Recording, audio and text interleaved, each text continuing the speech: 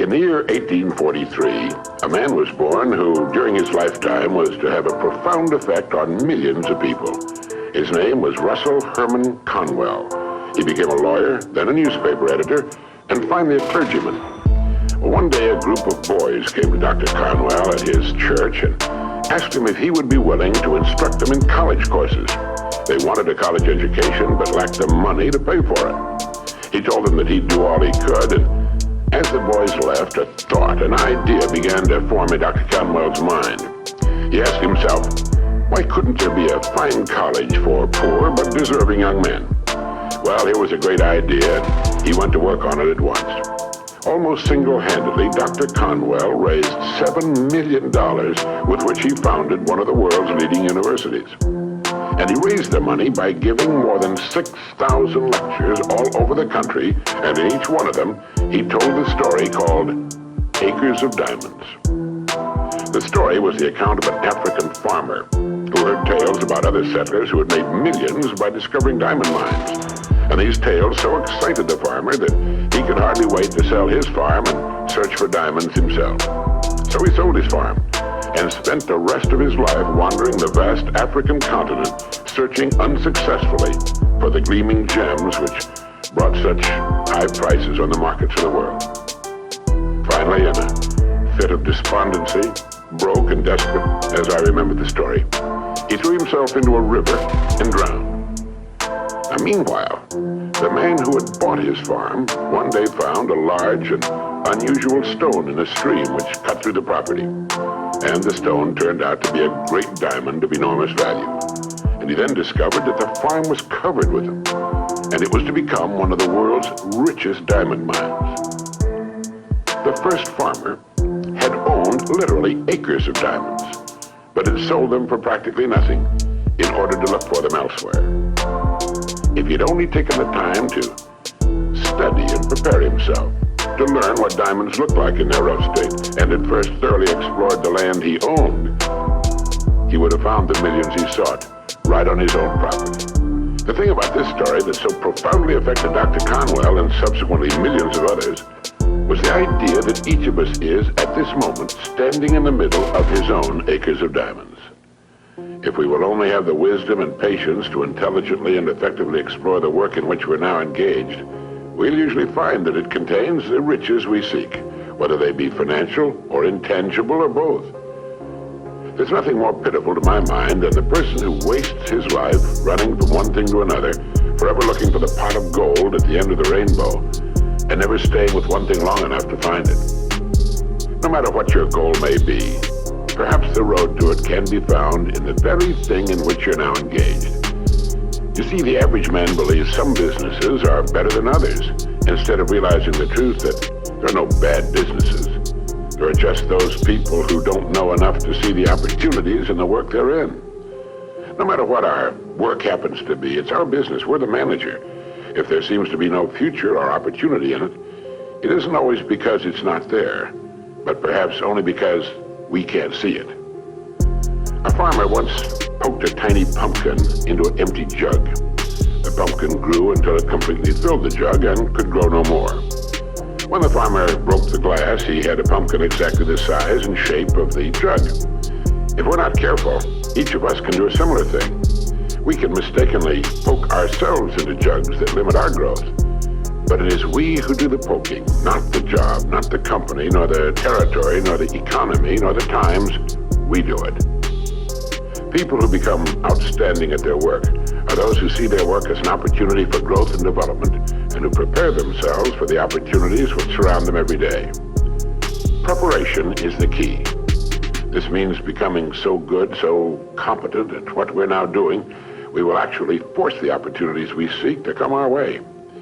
It takes imagination, creative imagination, to know that diamonds don't look like diamonds in their rough state, nor does a pile of iron ore look like iron or steel. Great opportunities lurk constantly in every aspect of the work in which we now find ourselves. In order to begin prospecting your acres of diamonds, start to develop a faculty called intelligent objectivity, the ability to stand off and look at your job as a stranger might, a stranger who considers your pasture greener than his own. To do this, start at the beginning. Within the framework of what industry or profession does your job fall? Do you know all you can know about your industry? How did it begin? Why did it begin? Who started it and when? What's your industry's annual dollar volume? How fast has it grown during the past 20 years? What's its projected growth during the next 10 years? In short, start now to become a student of your industry. You'll be amazed at the results. In 5 years or less, you can become a national expert in your field. And it's the experts who write their own tickets in life. Surveys indicate that the great majority of people seem to look at their jobs as being as far as they can go, as the end of the line. They need to realize how really desperately an expanding and dynamic industry needs and seeks the uncommon person who is prepared to share in its growth, how richly it will reward this person of vision and action. On the other hand, those who are not preparing and growing are not just standing still. In relation to their industry, they're going backwards.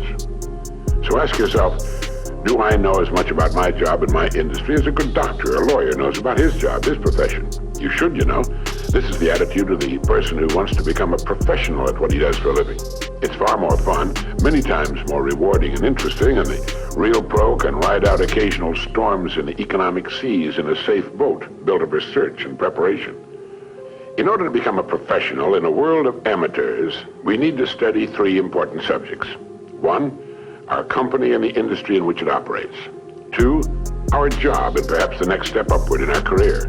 And 3, we need to study people, since successfully serving and getting along with people will determine our success or failure. These are 3 subjects on which you can gradually build a fine home library.